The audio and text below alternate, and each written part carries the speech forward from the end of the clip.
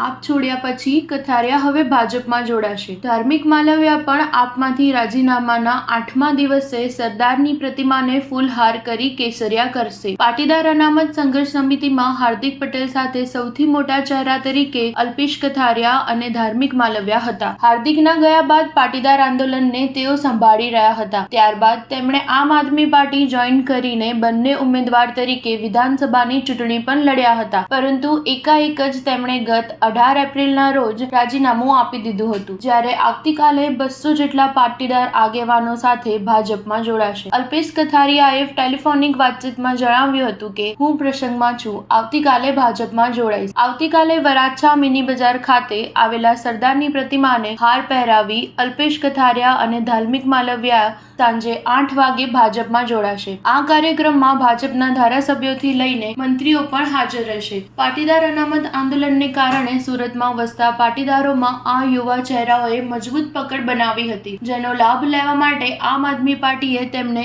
પોતાના ઉમેદવાર તરીકે ઘોષિત કર્યા હતા. બીજી તરફ અલ્પેશ અને ધાર્મિકે પણ તક જોતા પોતાની રાજકીય કારકિર્દી શરૂ કરવાનું મન બનાવી લીધું હતું. પાટીદાર યુવકોમાં તેમની લોકપ્રિયતા વધુ હોવા છતાં પણ તેઓ ચૂંટણીમાં જીતી શક્યા ન હતા. ભાજપના સંગઠન અને મોદી લહેરમાં તેઓ હાર્યા હતા. સ્ટાર ન્યૂઝ 7 હંમેશા સચ્ચાઈની સાથે.